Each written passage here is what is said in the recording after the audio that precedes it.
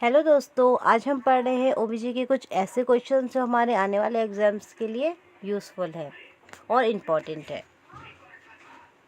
Puberty के दौरान होने वाली शारीरिक परिवर्तनों में शामिल है स्तनों का विकास, प्यूबिक एवं एक्सिलरी बल में वृद्धि, मासिक चक्र की शुरुआत।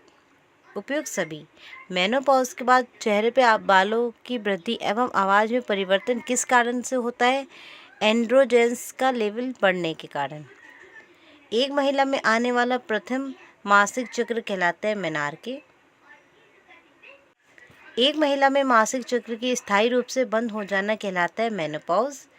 एक फीमेल में सामान्यतः मेनार्के किस उम्र में होती है? 13 वर्ष।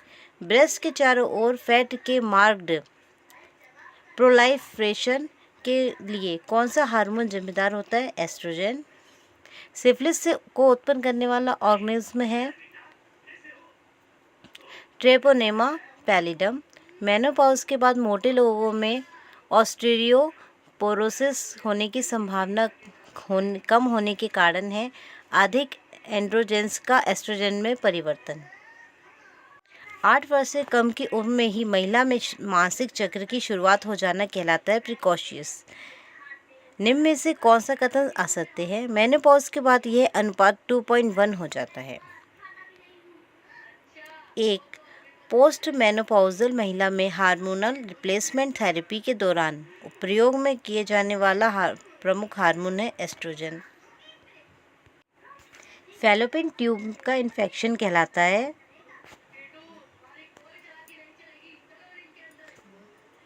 सैल्पिंजाइटिस। मासिक चक्र के दौरान दर्द होना कहलाता है डिस्मेनोरिया।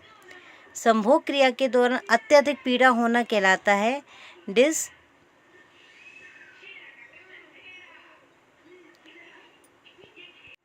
संभोग क्रिया के दौरान अत्यधिक पीड़ा होना कहलाता है डिस्पैरियूनिया।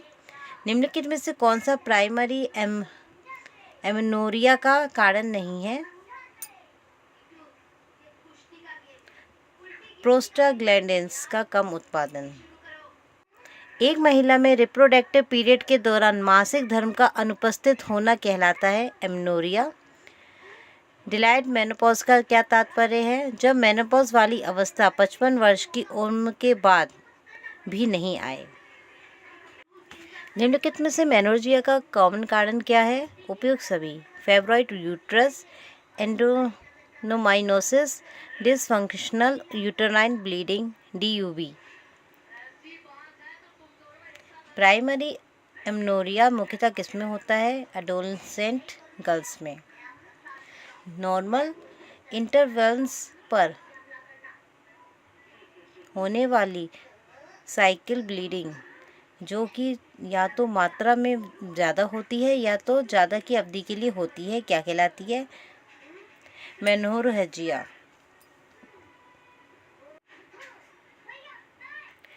वह स्थिति जिसमें ब्लीडिंग इतनी अनियमित एवं अत्यधिक होती है कि मासिक धर्म को पहचान पाना भी मुश्किल हो जाता है, कहलाती है हाइपरमेनोरिया। वह स्थिति जिसमें मासिक चक्र की अवधि 21 दिन या इससे कम रह जाती है, कहलाती है एपिमेनोरिया। निम्नलिखित में से हाइपरमेनोरिया के कारणों में से नहीं है यूटेराइन पोलाइप। गर्भाशय में होने वाली इरेगुलर एवं असाइकिल ब्लीडिंग कहलाती है मेट्रोरेजिया।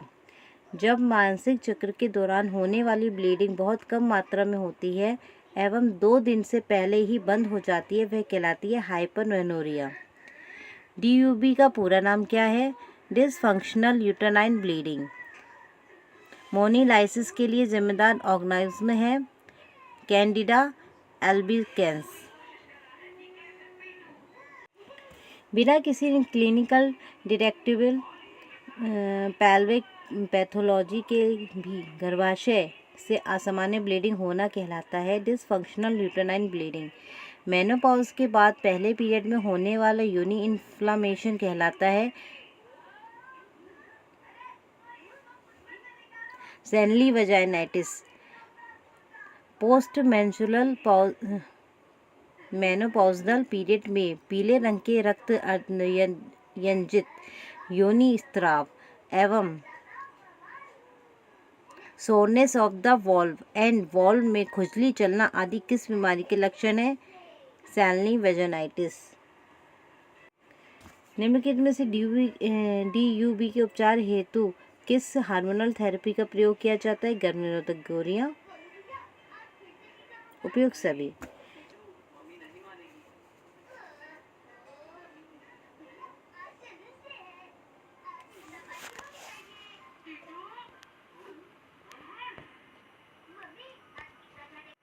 निम्नलिखित में से किस स्थिति में DUB से ग्रसित महिला एंडोमेट्रियम का रिसेक्शन नहीं करना चाहिए? महिला में नई शादी हो। महिला की अगर नई शादी हो। एक महिला में मेनोपॉज के बाद होने वाले परिवर्तनों में शामिल है गर्भाशय के आकार का छोटा हो जाना, योनि का सकरा हो जाना, ओवरी का सिकुड़ जाना। उपयुक्त सभी। सैलनी वेजाइनाइटिस का कॉमन कारण क्या है? एस्ट्रोजन की कमी। एक महिला में एक्यूट एंडोमेट्रियाइटिस होने की संभावना कब ज़्यादा होती है? अबॉर्शन या चाइल्ड बर्थ के बाद। पेल्विस इन्फ्लामेटरी डिसीज के लक्षणों में शामिल है निचले उदर में दर्द, बुखार, अनियमित व अत्यधिक वजाइनल ब्लीडिंग। उपयुक्त सभी। चाइल्ड बियरिंग पीरियड के दौरान वेजाइनाइटिस के सबसे प्रमुख कारण हैं ट्रिचोमोनासिस, वजाइनल ट्राइकोमोनियासिस।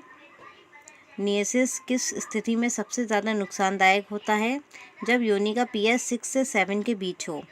निम्नलिखित में से पेल्विक इन्फ्लामेटरी डिसीज को डायग्नोसिस करने का मोस्ट रिलायबल एड है लेप्रोस्कोपी। निम्नलिखित में सेक्सुअल ट्रांसमिटेड डिसीज का उदाहरण नहीं है फाइब्राइड यूट्रस।